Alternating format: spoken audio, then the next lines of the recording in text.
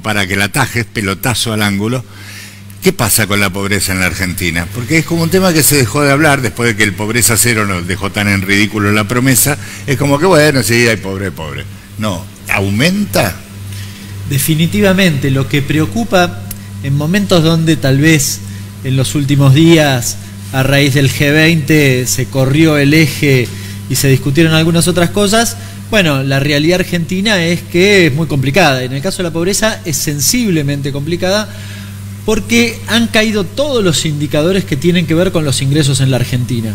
Las estimaciones las vamos a tener probablemente en los primeros meses del año próximo. Alrededor de marzo van a publicar los datos del segundo semestre de este año. Pero uno puede inferir algunas cuestiones. Cuando te fijas, ¿cuánto cayó el salario real de los trabajadores registrados? Sobre todo de la segunda mitad para abajo, que son los que en todo caso tienen que ver con la pobreza, estás hablando de 16%. Cuando mirás las jubilaciones encontrás una caída similar. Cuando ves el salario de los no registrados encontrás datos más o menos similares. La asignación universal por hijo lo mismo, los planes sociales un poco más. Con lo cual, todo ese combo, el salario mínimo vital y móvil, me estaba olvidando, también arriba del 16%.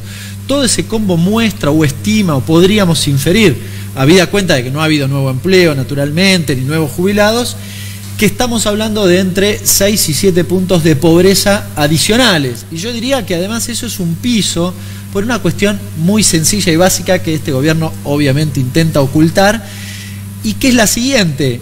En la medición de la pobreza, el peso de los servicios en los ingresos que podemos tener cualquiera, básicamente del segmento de las personas que están cerca de la línea de pobreza, es insignificante. Supuestamente gastan entre 3 y 4% de su ingreso, cosa que es irreal a todas luces, digamos. La mayor parte de los argentinos gasta arriba del 10% de su ingreso en lo que tiene que ver con los servicios. Si yo extrapolara ese dato al dato de pobreza, estaría hablando de un aumento de la pobreza de al menos 10 puntos. Con lo cual, bueno, la situación evidentemente en la Argentina en materia de lo que tiene que ver con pobreza por ingresos es realmente muy complicada. Y yo quise empezar por la parte que suponía más difícil, pero yo calculo que con las medidas maravillosas que toman nuestros ministros, que estamos en muy buenas manos y que ahora repunta, ¿no? Mira, es imposible que repunte. Hoy se conocieron algunos datos del Banco Central, que festeja supuestamente por haber controlado el tipo de cambio. Claro, a raíz de del mercado que está viendo que la inflación supuestamente va a bajar en el futuro, bueno, libera algunas cuestiones. ¿Por qué bajaría la inflación en el futuro? Es una pregunta. Se supone que porque tienen el dólar controlado, ¿no? Digamos, si controlan el dólar, como la mayoría de los precios en la Argentina están vinculados al tipo de cambio, esto sucedería. Es totalmente contrafáctico y yo estimo que no va a pasar, digamos, y de hecho el gobierno estima, digamos, una banda de aumento del tipo de cambio, lo cual hace inferir que va a aumentar los precios en general, pero se supone que con cierto control o regulación o estimación prevista del propio gobierno. Un pseudocepo. Bueno, se supone que si aumenta por esa banda y vos lográs que los salarios le ganen a la banda, no estaría tan mal. Lo que pasa es que difícilmente pase eso. Y en ese sentido está previsto, por ejemplo, aumento de los servicios, está previsto, por ejemplo, aumento probablemente de las naftas. Si el dólar sube la barrera de los 40 pesos, probablemente también tenga un efecto inflacionario, con lo cual ninguna de las hipótesis que podrían inferir que la pobreza baje, que los salarios reales le ganen a la inflación, o sea, sean positivos básicamente, suceda. El gobierno en este contexto, te decía, bueno, liberó algunas cuestiones. ¿Qué cosa? Había un límite mínimo de la tasa de interés que estaba en el 60%, sí, acordado con el Fondo Monetario Internacional, que cumplieron a rajatabla. El compromiso era la tasa de interés arriba del 60% hasta diciembre. Bueno, estamos en diciembre, entonces ahora empiezan a discutir eso. El compromiso es que en los primeros 2 meses del año próximo esté en el orden del 50% y luego en marzo en el 40%. Estamos hablando de tasas de interés fenomenalmente altas. Y esto siempre y cuando la inflación baje. Perdóname, si yo, por ejemplo, fuera un inversor inglés e invierto en Inglaterra, ¿cuál es el mejor porcentaje que puedo conseguir con suerte en algún banco?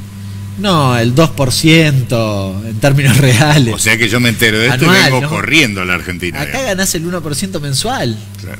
El 1% mensual, haciendo carry trade, digamos, haciendo negocio financiero.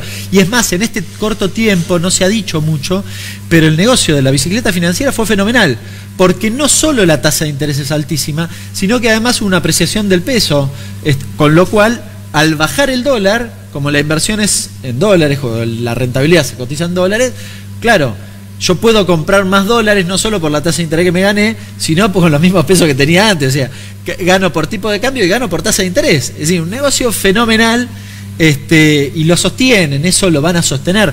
Porque además es una gran mentira, yo puedo bajar la tasa de interés, pero si también bajan las expectativas de inflación, el diferencial sigue siendo el mismo. O sea, sigue siendo altamente rentable invertir en el negocio financiero en la Argentina.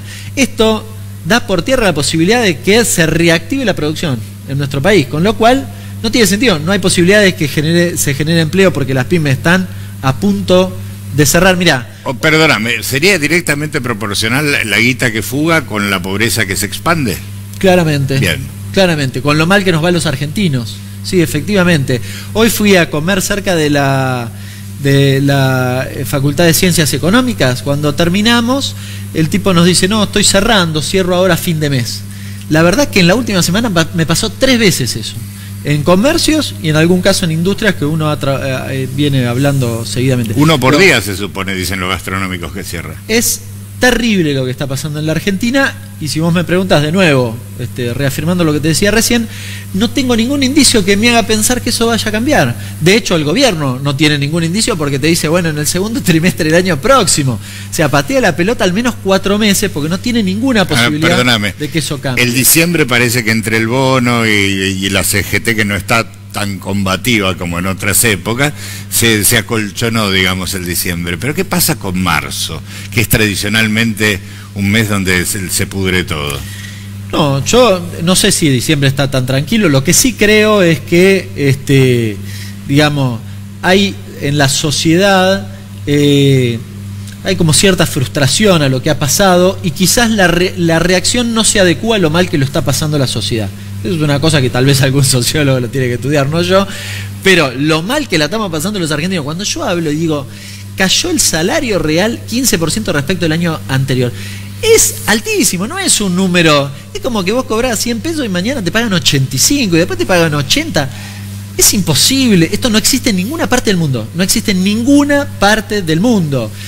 Escuchábamos a los franceses, aumentó la nafta el 3%, ¿sí? Una cosa ínfima, y sin embargo hacen, digamos, el conjunto de la sociedad activamente participa para no perder esa parte de su poder adquisitivo, que en términos de poder adquisitivo debe ser el 0,5 del salario. Bueno, nosotros estamos hablando de perder el 15%. No se condice con la realidad que están viviendo los argentinos. En marzo hay que ver qué pasa con la posibilidad de reapertura paritaria en los próximos meses, que la verdad yo no tengo demasiadas expectativas, pero bueno, es la discusión que viene. Si se logra alguna reapertura paritaria, tal vez en marzo no se encuentre tan mal algunos de los trabajadores que tienen trabajo registrado. Claramente, el que tiene trabajo no registrado la está pasando mucho peor que el resto, ¿no? Oíme, ¿de cuánta gente estamos hablando? Cuando vos decís aumenta 7 puntos, ¿cuántos son los pobres actuales en millones de personas y cuánto más aumentaría? No, a ver, si estamos hablando de 40 millones de argentinos, el 10% es 4 millones, 4,7, casi 3 millones de personas, 2.800.000. Más el aumento. Se aumenta. Y los pobres eran 10 millones. Aproximadamente. Uno casi de cada 4 argentinos. Claro. Hermoso. Sí, un poquitito más, porque vos la última medición estaba casi cerca de 30. Estaba en 29, si no me equivoco. Con lo cual... Sí. ¿Este sería el modelo de la India que quiere Macri, según dice Michetti? Sí, tiene bastante que ver con eso. Es un modelo que fragmenta además al conjunto de la clase trabajadora. Al que no tiene trabajo lo deja excluido, muy parecido a la década de los 90 en ese sentido. Al que no tiene trabajo está fuera, excluido, no tiene posibilidades de volver a ingresar de ninguna forma. No solo, ya no le preocupa ni siquiera el ingreso, digamos, no tiene ingreso. Vamos camino a eso, Yo diría, si me corres un cachito, que los 3 años del gobierno de Macri, la característica central es la pérdida de poder adquisitivo, no la pérdida de puestos de trabajo, aunque los hubo, pero la característica central es la pérdida de poder adquisitivo. No sé si no vamos a un escenario de pérdida de puestos de trabajo mucho más sensible que la que tuvimos. Un dato que pasó casi desapercibido porque arrancó el G20. El jueves pasado se conocieron los datos de empleo registrado. Estamos hablando de más de 100.000 puestos de trabajo perdidos en el empleo registrado después de 3 años. Es decir, la población crece 1,5 por año, tendrías que haber crecido al menos en ese nivel en empleo registrado y retrocediste 100.000 puestos.